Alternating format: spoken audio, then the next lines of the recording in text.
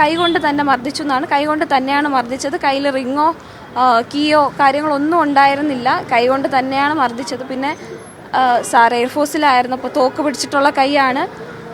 പിന്നെ കടൽപ്പണിക്കൊക്കെ മുമ്പ് പോയിട്ടുള്ള ആളാണ്. അപ്പോൾ അത്രയും അതുകൊണ്ടായിരിക്കും എല്ലാവരും വന്നിട്ട് ചോദിക്കുന്ന അതാ കൈ കൊണ്ടാണോ അടിച്ചത്, ചുമരിൽ പിടിച്ച് ഉരച്ചോ, അങ്ങനെയൊന്നും ഉണ്ടായിട്ടില്ല. നടന്ന സംഭവമാണ് ഞാൻ പറഞ്ഞത്. ഇല്ല എല്ലാവരും വിളിക്കുന്ന എല്ലാവരും പറയുന്നത് ഒരു ഒത്തുതീർപ്പിനും നിൽക്കരുത്, നിയമ നടപടി എന്താണോ നിയമപരമായിട്ട് തന്നെ മുന്നോട്ട് പോവാന്നുള്ളത് തന്നെയാണ് എല്ലാവരും പറയുന്നത്.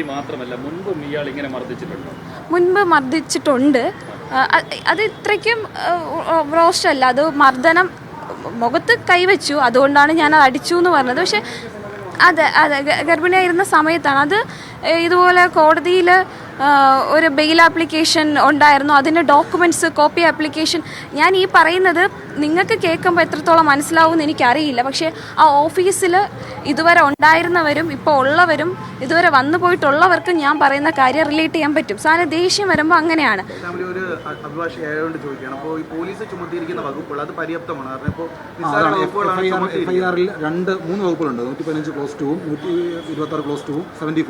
ഇപ്പോൾ ഞാൻ കൊടുത്ത മൊഴിയുടെ ഞാൻ അവിടെ എന്താണോ നടന്നത് അത് പോലീസിനോട് പറഞ്ഞിട്ടുണ്ട്. പക്ഷേ ഇതിനേക്കാൾ കുറച്ചുകൂടിയുള്ള ഗുരുതരമായ വകുപ്പുകൾ ചുമത്താമായിരുന്നതല്ലേ?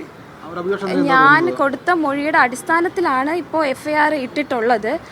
അപ്പോൾ അതിൽ ഇനി കൂടുതൽ വകുപ്പുകൾ അവരന്വേഷിക്കുന്നുണ്ട്. ഇനി കൂടുതൽ വകുപ്പുകൾ ചേർക്കാൻ പറ്റുമെങ്കിൽ അവർ മെഡിക്കൽ ഡോക്യുമെൻറ്റ്സും കാര്യങ്ങളൊക്കെ ഇപ്പോൾ ഫ്രാക്ചർ ഉണ്ടെന്നായിരുന്നു ഇന്നലെ ഡൗട്ട് പറഞ്ഞിട്ടുണ്ടായിരുന്നു. ഫ്രാക്ചർ ഉണ്ടെങ്കിൽ വീണ്ടും സെക്ഷൻ മാറും. അത് പിടികൂടണം അടിയന്തരമായിട്ട് തന്നെ. അത് പക്ഷേ പോലീസ്, എൻ്റെ അറിവിൽ പോലീസ് വളരെ നന്നായിട്ട് തന്നെയാണ് അന്വേഷിക്കുന്നത്. പിടികൂടിയാലും പെട്ടെന്ന് പ്രതിക്ക് ഇറങ്ങിപ്പോകാൻ കഴിയുന്ന തരത്തിലേക്കുള്ള FIR ഇട്ടിട്ട് കാര്യമില്ലല്ലോ. ഒരു അഭിഭാഷക എന്ന നിലയിൽ ഇത് കൃത്യമായിട്ടുള്ള കാര്യങ്ങൾ ഇതിനകത്ത് പോലീസ് രേഖപ്പെടുത്തണം. അതൊക്കെ അല്ല, ഇപ്പോൾ തന്നെ അദ്ദേഹത്തിൻ്റെ ബാർ അസോസിയേഷനിൽ നിന്ന് സസ്പെൻഡ് ചെയ്തു. ബാർ കൗൺസിലിൽ കംപ്ലയിൻറ്റ് പോയിട്ടുണ്ട്. ഡിസിപ്ലിനറി ആക്ഷൻ എന്തായാലും ഉണ്ടാകും. ഞാൻ ആസ് എ ലോയർ ഇതിൽ കൂടുതൽ അദ്ദേഹത്തിന് ഇപ്പോൾ പോലീസ് ഇനിയൊരു നോൺ ബെയിലബിൾ ഒഫൻസ് ഇട്ടാലും ജയിലിൽ പോകും. അതിനേക്കാൾ അദ്ദേഹം യൂണിഫോം ഊരി വയ്ക്കുന്ന തരത്തിലുള്ള നടപടികൾ ബാർ അസോസിയേഷൻ്റെയും ബാർ കൗൺസിലിൻ്റെ ഭാഗത്തുനിന്നുണ്ടാവും. വരരുതെന്ന് തന്നെയാണ് എൻ്റെ ആഗ്രഹം. അതത്രയേ ഉള്ളൂ. ഇനി എന്നെ അടിച്ചു, ഇതിനു മുമ്പ് വേറെ ആരെങ്കിലും അടിച്ചോ എന്നുള്ള കാര്യം എനിക്കറിയില്ല. എന്തായാലും ജൂനിയേഴ്സിനോട് അത്രയും ഷൗട്ട് ചെയ്ത് ദേഷ്യം വരുമ്പോൾ സാറിന് അറിയില്ല എന്താ പറയുന്നതെന്ന് അറിയത്തില്ല. അത്രയും ദേഷ്യത്തെ എന്നോട് മാത്രമല്ല എല്ലാ ജൂനിയേഴ്സിനോടും. ഫയൽസ് ഇല്ല, പരാതി കൊടുത്തില്ല. മർദ്ദനം എന്ന് പറഞ്ഞാൽ ഇത്രയും റോസ്റ്റ് അങ്ങനെ പാട് വരികയോ ഇതുപോലെ തന്നെ സോറി അത് ദേഷ്യത്ത് പറ്റിപ്പോയതാ. പിന്നെ അതാരും കണ്ടുമില്ല. അത് ക്യാബിനകത്ത് വെച്ചിട്ടായിരുന്നു. അത് ഈ പറഞ്ഞ ഒരു നിസ്സാര കാര്യത്തിനാണ്.